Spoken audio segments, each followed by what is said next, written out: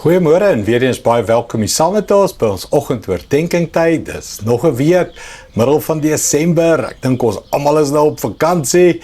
Daai lekker tyd van die jaar. Ons praat oor ons Kersverhaal en ons het gekyk hoe al die verskillende karakters van die Kersverhaal die belangrike rol speel van 1, Jesus moet gebore word, maar 2, Jesus moet beskerm word en Jesus moet groei.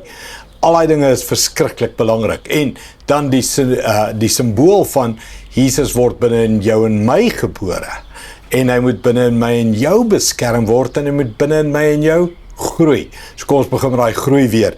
1 Petrus 2 vers 1 sê, hiervoor moet julle genoeg geestelike melk inkry.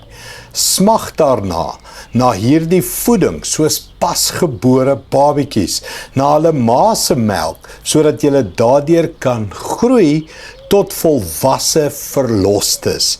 Julle het mos net na julle wedergeboorte klaar geproe hoe goed die Here is. Jy sien, in jou wedergeboorte word Jesus gebore in jou. En dan proe jy hoe goed is God. Jy proe genade, jy proe vergifnis, jy proe sy krag, jy proe verlossing en bevryding en al hierdie nuutwordinge. Maar dan sê hy, jy moet aanhou om te groei. En dan sê hy, hoe groei jy?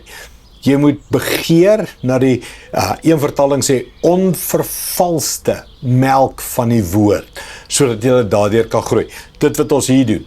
Jy fokus op die woord, die skrifte, en jy groei deur die skrifte, jy lees jou Bybel, jy gaan kerk toe en word gevoed deur die skrifte, jy's in 'n Bybelstudie, jy's in 'n klein groep, jy doen enigiets om gevoed te word deur die skrifte.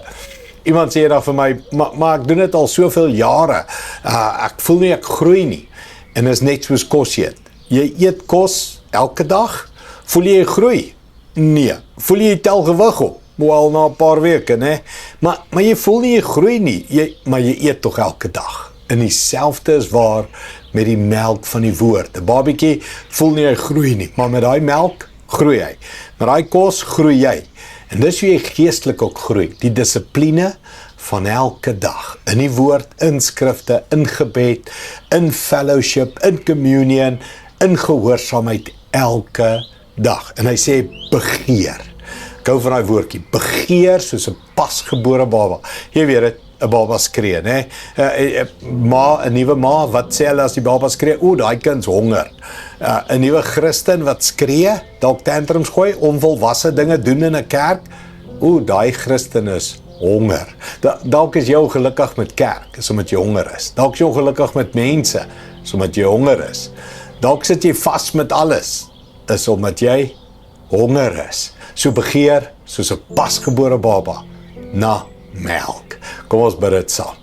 Hemelse Vader, ons begeer die woord, ons wil dit lees, ons wil dit eet, ons wil dit bestudeer, ons wil dit memoriseer, en so moet Christus binne in ons groei.